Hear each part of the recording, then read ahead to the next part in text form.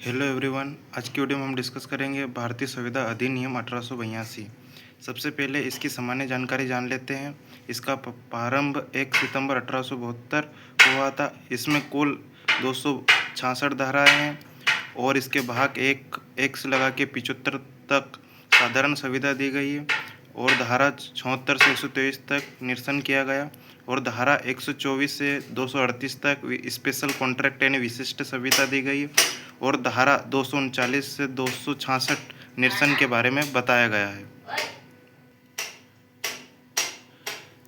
अब हम डिस्कस करते हैं प्रस्तावना। भारतीय संविदा अधिनियम 1872 भारत में संविदाओं को नियंत्रित करने वाला मुख्य कानून है जो 1 सितंबर 1872 से लागू हुआ।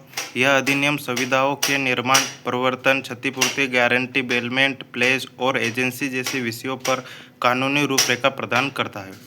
इसके बाद हम संविदा की परिभाषा डिस्कस कर लेते हैं। भारतीय संविदा अधिनियम 1872 की धारा 2 ज के अंतर्गत इस की परिभाषा प्रदान की गई। एक करार जो कानून के द्वारा लागू होने योग्य है।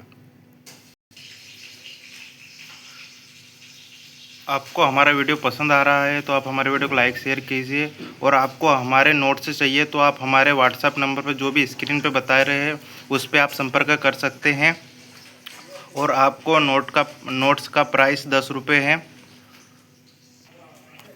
वैध संविदा के आवश्यक तत्व।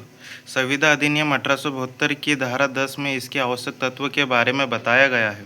धारा 10 के सभी करार संविदा है जो सक्षम पक्षकारों की स्वतंत्र सहमति से वैध उद्देश्य के लिए जाते हैं और शून्य घोषित किए जाते हैं। सबसे पहले एक करार धारा 2 ड में दिया गया है। सक्षम पक्षकार धारा 11 में, स्वतंत्र सहमति धारा 14 में, वैध प्रतिफल और वैध उद्देश्य धारा 23 में और स्पष्ट रूप से शून्य घोषित ना हो।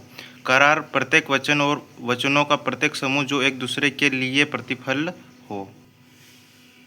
सक्षम पक्षकार धारा 11 नाबालिग विकृचित कानून द्वारा संविदा के लिए योग्य घोषित है। स्वतंत्र सहमति धारा 14 उत्पीड़न, अनुचित प्रभाव, कपट, मिथ्या वर्णन, भूल, प्रतिफल और वैध उद्देश्य धारा 23 में दिया गया जो विधि द्वारा निषिद्ध हो और ऐसी प्रकृति का हो कि विधि के उपबंधों को विफल कर देगा, कपटपूर्ण हो, दूसरे के शरीर और संपत्ति को हानि पहुंचाए, न्यायालय अनैतिक और लोक नीति के विरुद्ध हो, जो स्पष्ट रूप से शून्य घोषित ना हो।